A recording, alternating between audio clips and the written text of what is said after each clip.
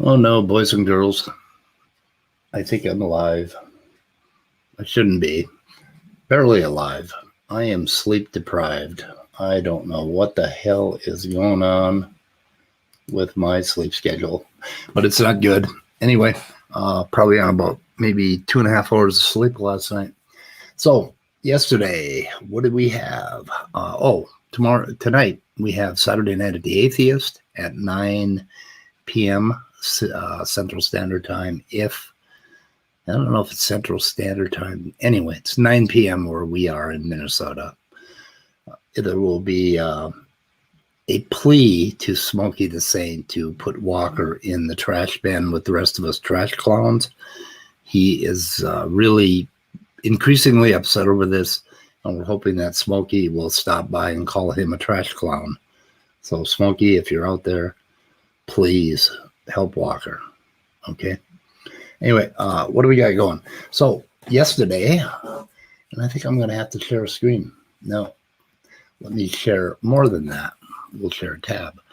Yesterday, Dr. Dan and Smokey Saint. Apparently, there's this ongoing battle over Dr. Dan's challenge to the creationists to come on his channel and answer 10 simple questions to prove that they at least know enough to be talking about this subject.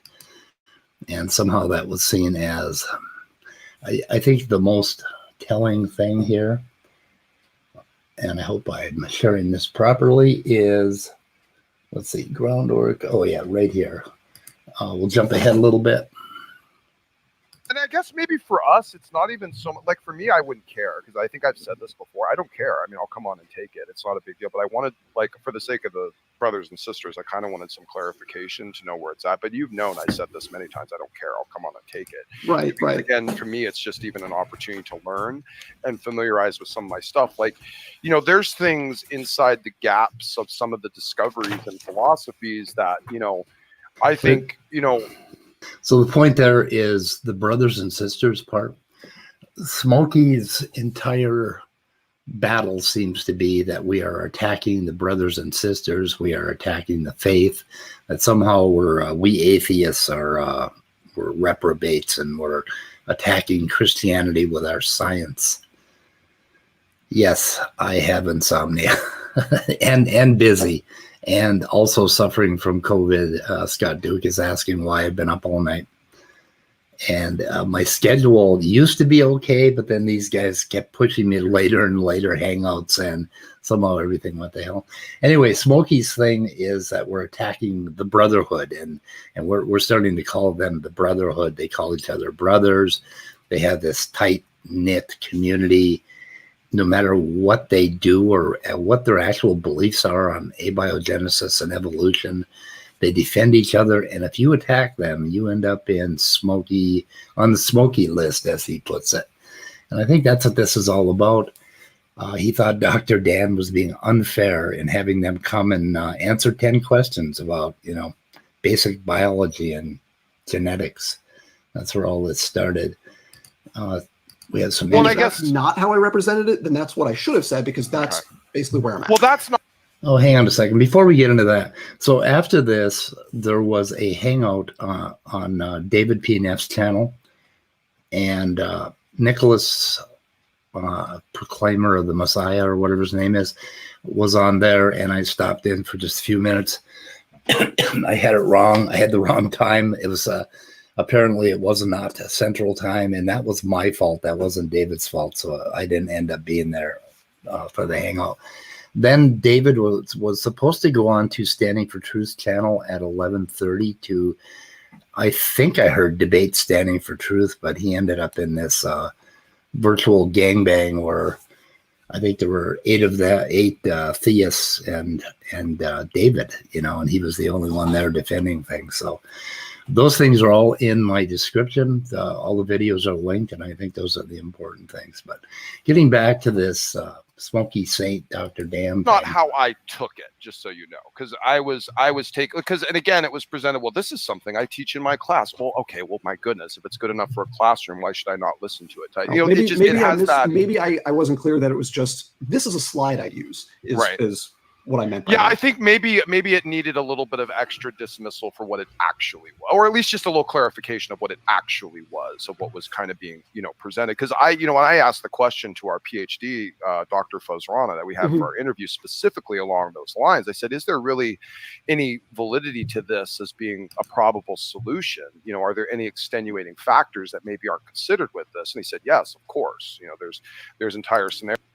Yeah, the Fazrana and Dr. Tour both have like podcasts and are both actively working in this ministry. They're also putting out pseudoscience, and that's why I discount them. I don't care if they have PhDs behind their name.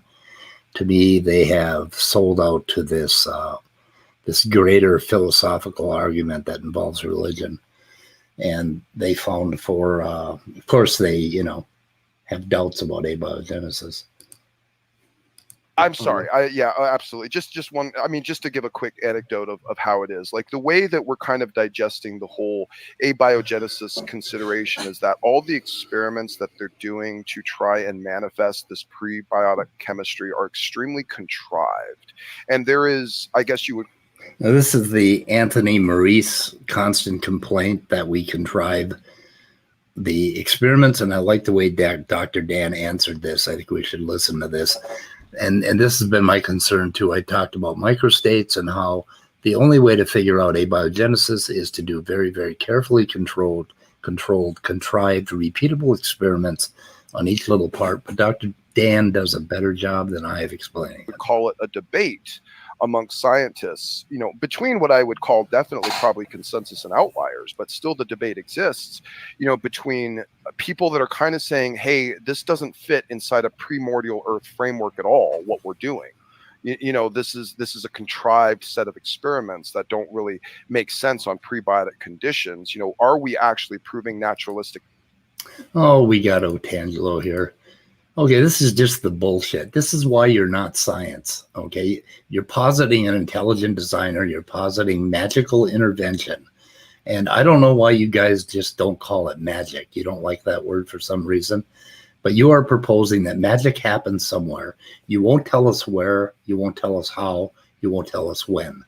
Until you put your foot in it and actually come up with a damn theory and tell us, was it eukaryotes? Where did it start? Did God dump eukaryotes into the ocean? What happened? If you don't have science, and you need to stop pretending that you do. Mechanisms, or are we proving the essentiality of an intelligent agent in order to make these things happen, to jerry-rig both the environment and the procedures? What are we actually claiming? So there's a bit of a debate on that, and certainly from the creationist front and also from the evolutionary front. So I just kind of want to make that clear, that really I think our battle, maybe I just want you to understand maybe what our battle is, because it's not battling science, and it's not trying to refute science, and it's not trying to destroy. And I totally disagree with that. That's exactly what they're doing. And that is exactly why Dr. Dan and all of us are in this. They're trying to refute evolution, and they're trying to promote a whole bunch of pseudoscience having to do with a 6,000-year-old Earth. Radiocarbon dating isn't accurate. The speed of light is whatever, changes all the time. They are trying to refute science, and that is our problem. And that isn't necessary. The religious people see science as somehow a challenge to their belief. And now they've co-opted science, and they've learned our language. And now they're pretending that science is finding in their favor. They're trying to prove God with science because they don't have enough faith in God themselves. It's basically the way I see it. If they would just stay out of science and admit that God did it by natural means, there would be no fight. We wouldn't have this. And Otangelo, intelligence is capable of taking a die and moving it so that 2 is up. Intelligence can do that. Chance can too. It's the same thing. The die could roll any way by chance. Kind of get that through your head. Anyway, let's hear Dr. Dan. Evolutionary theory. It's kind of the presuppositions that are shoehorned behind it. That's what we're kind of focusing on. So I regarding the experimental thing, I think what's going on there is they're controlled experiments. Is Right. we're gonna set the conditions very precisely because you need to control for all these other variables. Right. What you're doing. And I'm just saying that And none of those scenarios are early Earth compatible. So that's where I disagree, because I think what you're doing is you're building the castle one little brick at a time, right? You're doing, okay, we're going to see this thing and then this thing, and then under what conditions can that happen? And you build it up a little bit at a time. Now, any one of those experiments is not going to replicate an early Earth. Come debate us on it. Come debate us on it, please. But yes, I think we have two completely different perspectives on this. But bring this back to yeah, the perspective is that they're not buying the science, and they're not going to buy any science that we come up with. They're rejecting everything about the papers except for what they cherry pick from them, and that is the fight. And I have no idea. Smokey is here. The reason I have a snake in the grass as the icon for this particular episode of the Weather Report, which I should not be doing and nobody should be listening to, is because he's kind of sneaking up on Dan here, and he's trying to push back on, or trying to get Dan into some sort of an admission about naturalism. Let's see here. We have the groundwork. And refute it. Aren't we allowed to tackle the groundwork of it, like without necessarily knowing all of the finer, specific, expertise points? Like, are we allowed to see what the general argument is for acceptance and then kind of digest it ourselves, or do we just have to kind of take it on face value? So to paraphrase that, or to interpret what Smokey's saying there, it's like, why do we have to learn science in order to push back on the science with philosophy? So he's suggesting that that philosophy is going to make the decision about abiogenesis and evolution, and he's suggesting that he's going to use his, and Otangelo is doing the same thing. The philosophical argument that, it's so improbable that it couldn't possibly happen, so we don't have to worry about looking for it with the science or with these specific controlled experiments, because we already know. I mean, every man can see, a 5-year-old can see that life couldn't happen by chance, right? That's kind of what they're saying. And that is where the fight is. Then we got brothers and sisters, but no, anyway, people should watch the whole thing. Excuse me a second here.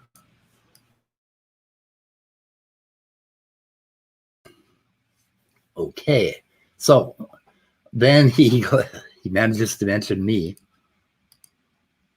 Of course, I always catch that when it's about me. But like, I ask people, like, I don't know, just as an example, speed of sound of gravity, because he pitches this really strong case of like, oh yes, I have proved naturalism, and so I'm like, okay, well, give me your best evidence for it. And he's like, a seed planted in the ground.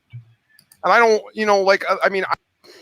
so I had a hangout with Tony Maurice where he called me names for the whole episode, and it didn't go well. And they've been straw manning my arguments ever since, the putting and the seed in the ground. And so we may take a look at that and talk a little bit about this argument for naturalism. I think I will have to stop sharing this screen. Sorry, guys, I got to switch over. I've got to open mic, Smokey, Vince, Convo.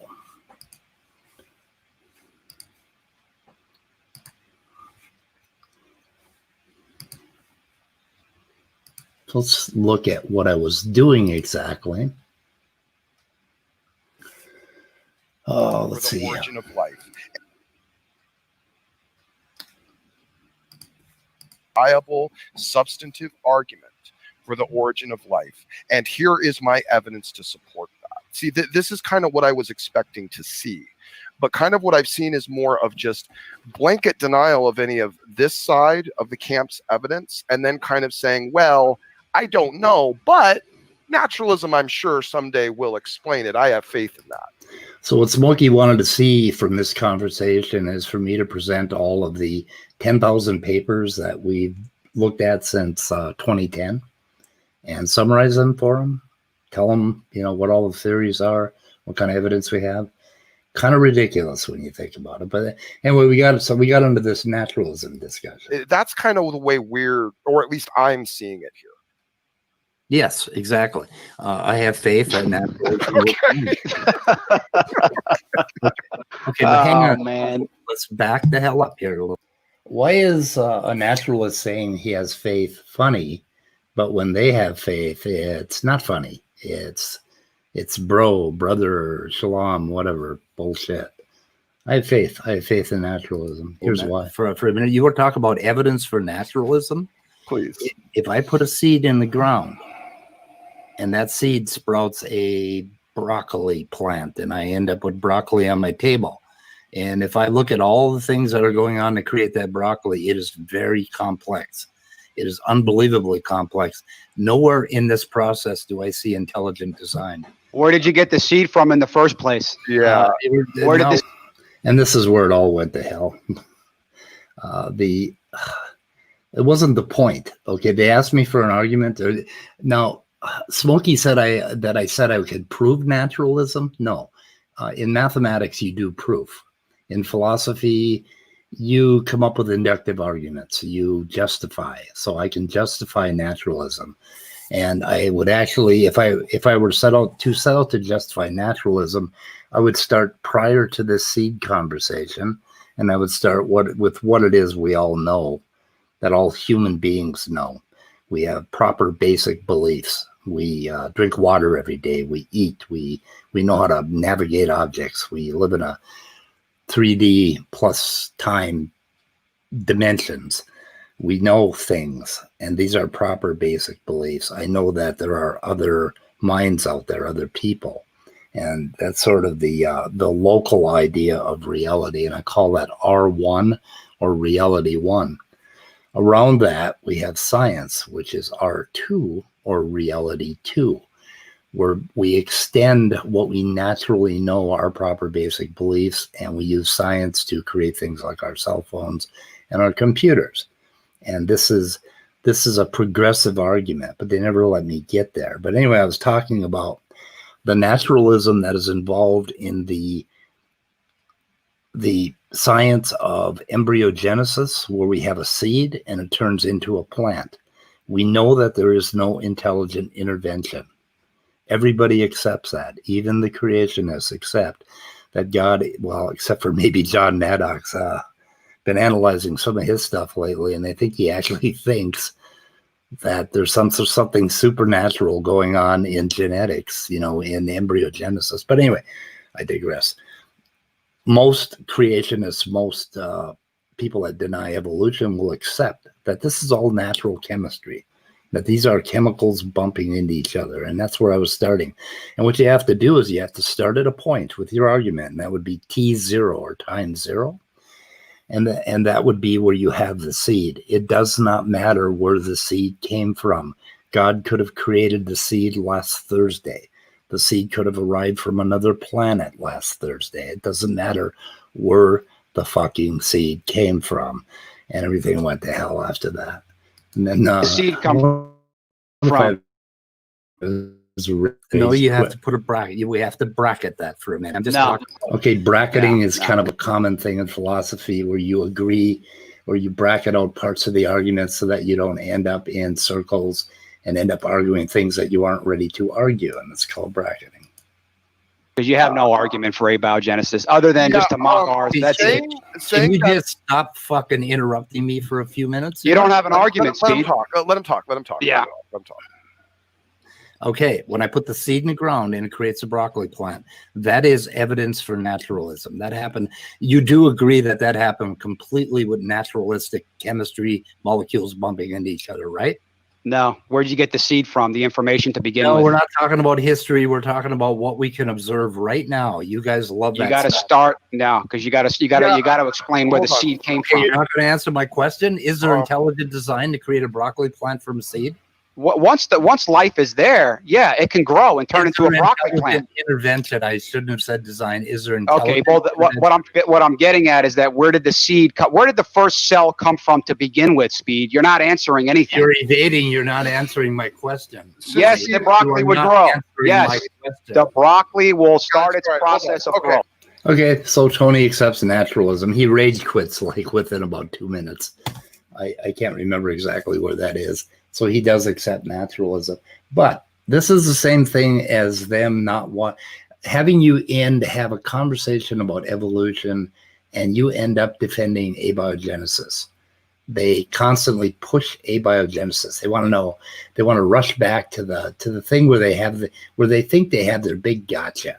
The only damn place where they think they can prove their God is that it is so highly unlikely they think that life happened.